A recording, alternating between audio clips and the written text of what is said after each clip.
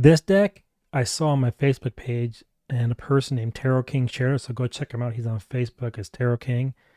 And yeah, I believe they're also creating a handmade deck that I want to pick up once it comes live. But anyway, this deck he shared on his feed, but not no card review, so I have no idea what the deck even looks like. But it's the Tarocchi by Michelangelo Rossato, and it comes from Italy. Now the box is a little bit kind of dinged a little bit, but I'm not too worried about that as long as the cards are okay. I've not even seen any pictures of these cards. I have no idea what the deck looks like.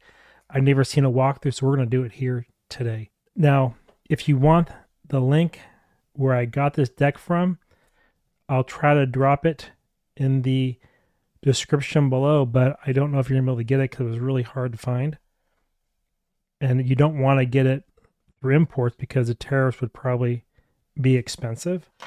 So I got this from a US reseller, and we'll go from there. And I think it was like around $50 or something like that, or $45. I can't remember the actual cost. They have 25. I don't know if that's pound or what that is, but it's not in US currency. It's around $50. I think you double it. Anyway, that's the box. It's pretty hardcore, so I'm not too worried about the cards being damaged, even the box a little bit dinged. So to open it, it's magnetic. I'm sitting here trying to pull it apart. And that's how it looks. The guidebook is pretty big. See what it looks like. It's a pretty good quality book. I think it's glued, which is fine. But there's a typical meaning, but it's going to be in Italian. So if you can't read Italian, you're going to have to use a translator. If you can read Italian, then you should be good to go. If you can even read Spanish, you should be okay because there's a lot of similarities between Italian and Spanish. Now it's not perfect, but you get the gist of it. Anyway, that's the little booklet. All right. So it's not in English. Now the cards, let's see what the cards look like. Okay, the box is kind of weird. I don't like how it did that. So the box, it just here kind of bent in a little bit. But again, it came from overseas. It's hard to get, so I'm just lucky to have one. Close that up. Let's look at the cards now. So here's the deck. The cards all look in good shape, so no damage, which I'm really happy about. Look at the gold gilding. It's absolutely gorgeous.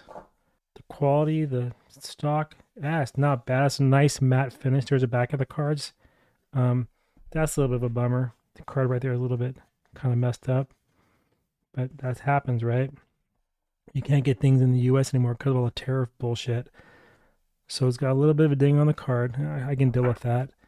Now, as far as the cards are concerned, I'm just going to separate these out between the majors and the minors and just run through them. Let's see. So that's the majors right there. The cards are a little bit thin, so I am a little concerned. The fact that this card got a little bit of a ding on it, I don't like that, which means you have to be very careful with your nail or something like that to hit it because it's going to rip the paper. See that? It's going to rip the paper. So be really careful. That's all I can say. Now, as far as the majors are concerned, let's go ahead and just bring the camera down and just rip right through these. But again, this deck comes from Italy, and I just thought it was beautiful. So this is the Fool, the Magician, the High Priestess. Gorgeous cards. Paper quality, I'm not happy with it. The Empress, the Emperor, and they just follow the Marseille's way of doing it where they add one on top of each other.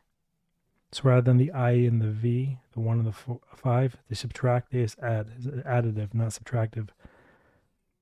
That's cool. The Hierophant or the Pope.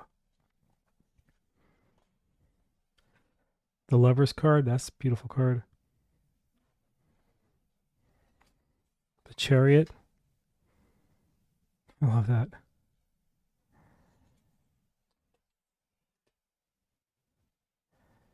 Justice. Love the maze too, from the throat all the way down. The Hermit.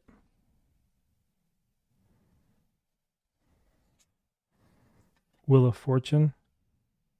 Really nice. Strength. It's following the Marseille tradition on the numbering. The Hangman, that's cool. Really curious how the minors are going to look.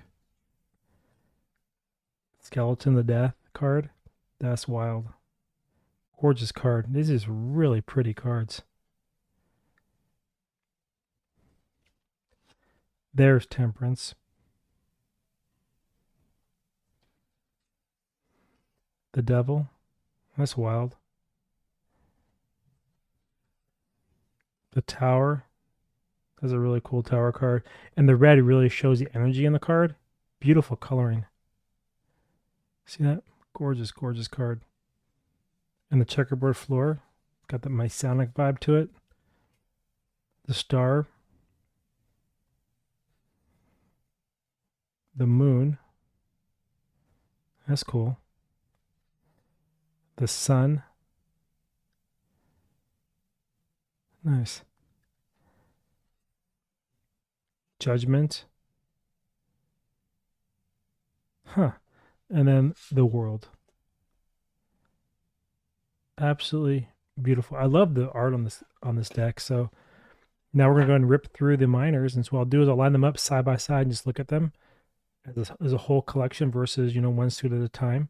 That way, it gives you a better vibe of how it looks and how they interact with one another. So let me give me a second here to separate these out, and we will run through them as well. All right, so here they are. We have the pentacles, the cups, the wands, and the swords. As you can see how they look side by side. It's very interesting, actually. I like the two faces on the cups card as well.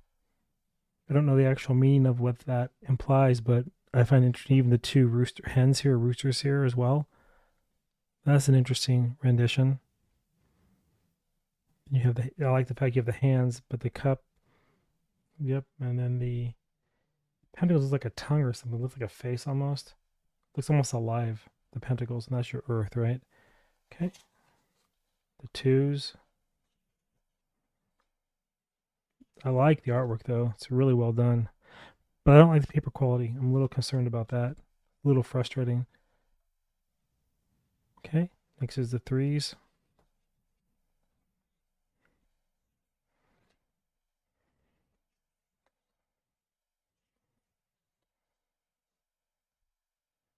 Okay. Fours. The coloring though is vibrant. It's actually beautiful. It almost looks like it's hand drawn. Well, I believe it is hand drawn. I don't know. It's not AI though. At least I don't think it is. No, it's definitely hand drawn. Okay, the five.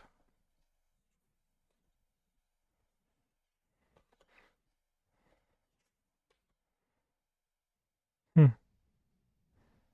The sixes.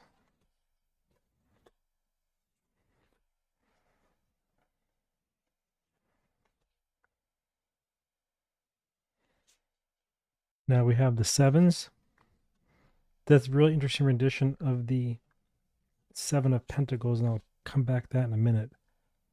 There's the cups, wands, and the swords. So here, this is the one where the person's leaning on the tool, looking at his crop, and it's almost has a feeling of, did I do enough? Did I not do enough? Do I need to do more? And because that's the Earth card, right? It's the Seven of Pentacles is here in the Rider-Waite. Notice too, the cards are much bigger in this deck, which is nice, but it's a different vibe because here you're seeing the five, right? And five can mean, in a way, destruction, chaos, right? Or freedom. And when you think about it, if you didn't do enough, you will have chaos. If you did enough, you're going to be fine. You're going to be free, struggle free. And the two is a decision you have to make. Did you or did you not do enough? And then trust in that.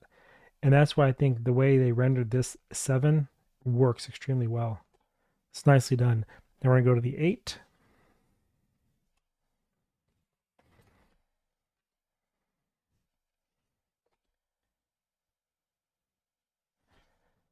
Okay.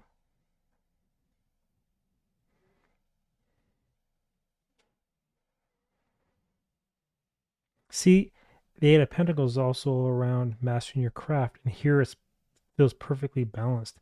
Double stability, two fours, four on each side. And again, it's the five and the three. I don't want to go to numerology right now, but I could definitely feel a balance here and that perfection in a sense. You got it going on also in the Eight of Wands. This is about messages coming at you pretty fast and clear, so it's almost like there's a balanced message coming, and everything's going to be fine. The Nines, right? Now you attained everything, and there's a potential. What are you going to do with it? I really like the Pentacle. I'm really feeling the Pentacle cards very well. The Nine of Cups is the person crossing his arms in the wider weight deck, and he's kind of smug, right? Get the card again to share it with you. As you can see here, there is a 9, right? And I don't feel the smugness here. I feel that like things are going to work out really well emotionally. There's no problems. Here is kind of a little bit arrogant, That's how I'm reading it, right? Everybody reads it for themselves. But here you have a lot of gold, a lot of vitality.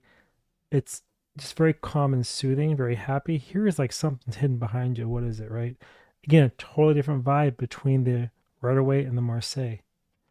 Okay, now we're going to go to the 9s here. Almost forgot to go to these last two suits. Okay.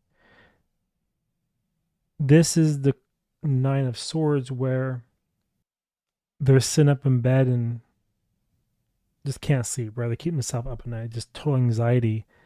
But even here, this is a mind card, I don't feel that. I do see a sword laying this way, so it's not really something to be used to attack. You have some up, some down. So when it's usually up, it's ready for battle. When it's down, it's not. And I don't know, I do feel contention in the card. And because the blue, it gives me a little bit of that vibe around emotions are involved here. But I don't get the same feeling I get from the 9 of Swords in the Rider-Waite. Now we're going to go to the 10. That's a cool 10. Dual 5s. That's interesting, the way that's rendered. Okay. And this is one where nothing, it can't get any worse. You're at your rock bottom, now you got to stand up. Okay. Now we're going to go to the court cards.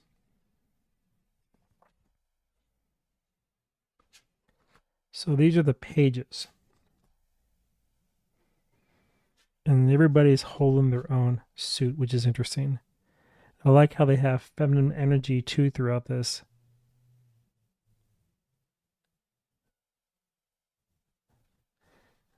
Now we have the Knight. These are wild.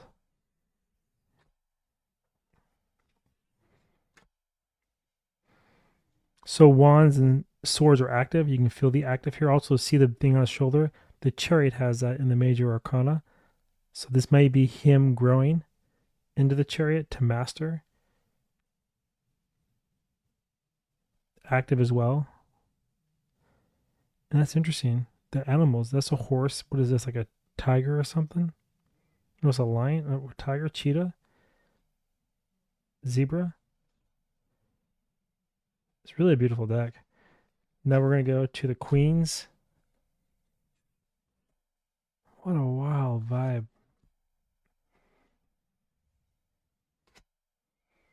And last but not least, we're going to go to the king. Very Aztecic. Ooh, that's a wild vibe too. Very mature. And you also notice this, right? They're looking at each other. They're looking away. In a reading that's important, how they're also facing. Keep that in mind.